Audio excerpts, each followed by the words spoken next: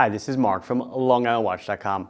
Better late than never. Probably the theme of today's video. I'm going to be showing you some new watches, kind of new, by Caravelle. Caravelle by Bulova. Kind of like Pulsar was to Seiko, although Pulsar no longer exists. Caravelle is more of a, I guess, a lower end line of Bulova. However, these watches are affordable, but they are, well, half of them at least, are really, really good looking. I think they're gonna appeal to my audience. The other ones, these kind of light up field watches, I'm not sure if you guys are gonna love them.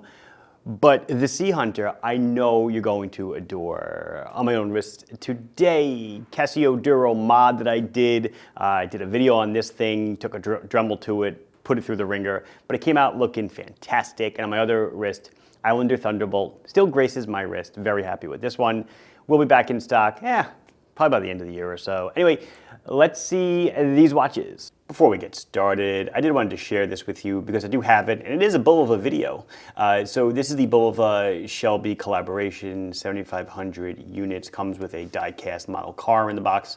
Precisionist bullhead, beautiful blue dial, Shelby branding, not cheap at all, like 13 or 1,400 bucks or so, but a really, really good looking watch. Isn't that nice? Okay, on to the star event. Here we go. So the brand is Caravelle. Caravelle by Bulova. Caravelle, formerly Caravelle New York, has been a brand that was under the Bulova umbrella way back when, way back before the Citizen Group purchased Bulova. What was that, like 15, 17 years ago? But this is the Sea Hunter, and this is the watch that I feel, if they continue in this direction, will turn this brand into a decent moneymaker, I think. Hell of a good looking watch, great specs. So let's get into it. It's 39 millimeters in diameter, perfect. It's 14 thick, don't let that throw you because it is a boxed, almost boxed, mineral crystal sticking up. And that's got to stick proud by at least about a mil or so. But 14 from the bottom to the top of the crystal, 45.3 on the lug tip to lug tip. And just when I go like that, you already know that the watch has negative end links, which is something that you typically do not see in a brand. This is actually more expensive to do, I mean, to be quite honest with you. And not only that, the bracelet actually has QR pins. Again, another like, wow, considering the price and everything else, and also considering this is like this isn't a micro brand, this is a big established brand. They're doing things that people that buy micros are looking for. It's an automatic, clearly, and because it's a Citizen company, it's running on an 8215, so that's going to have the seconds hand ticking along at, 6 times per second. 40-hour power reserve, it's going to be a unidirectional winder. I can't wind it. Why is that? Screw down crown. So I'll unscrew it, and we can wind it. Like I said, around a 40-hour power reserve, we're looking at a 200-meter water resistance. Oh, might as well. So does it hack? Well, of course it hacks. Pretty much every modern day, it's Miyota, Citizen, Seiko movements, they all hack at this point. All the 8000s, I believe, have hacking. Date, you pull one click and you can change the date. I guess if I had my druthers, I would have dropped the date and put in a beautiful 3. It would have just worked so nicely. But beggars can't be choosers. We have a solid screw down case back. Very simple on what's on the back, just the brand name. As I mentioned, you do get quick release pins on the bracelet. The bracelet is solid link. It is solid end link. It is sized with pins. The clasp is your run-of-the-mill stamped 3-position micro blah blah clasp. Okay, you do get, they call it a diver's extension. It's cool that they include one, but it's a diver's extension. What am I gonna say? It's a folded diver's extension. Not the greatest in the world, but it does the job. Click and click. Beautiful black dial. Oh, did I give you the weight? 157 grams. Beautiful black dial with that Caravelle name at the bottom, the automatic, water resistant, and the depth. Nice patinaed numbers on the loom. Hands very classic, Tudor-esque on that plug hand. And of course, a unidirectional ratcheting bezel, and the pip is done in that loomed, that patina also. Aluminum bezel, man. But what about the price, Mark? So the retail is 375 bucks.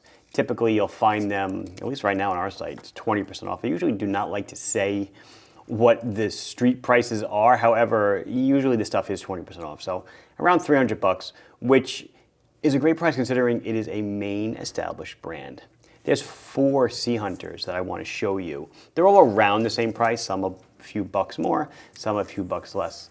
This abomination, which I know people are probably gonna say, oh, I need that. I don't, but yellow gold plating, well, probably not yellow gold tone plating, but still stainless steel base. Everything about the watch is the same. You get a green dial with a green bezel insert. In all of its hideousness and garishness, I am sure there's someone salivating at home that needs this. It is not me. But those are the 2 metal bracelet versions, and then we have 2 rubber strap versions. This one's upside down. Not anymore. Yellow gold on a blue rubber strap, so obviously a couple of bucks less. Matching buckle. In the blue, this is much like they have a, of course now I don't remember the name, but there's a bronze watch in the Bulova family.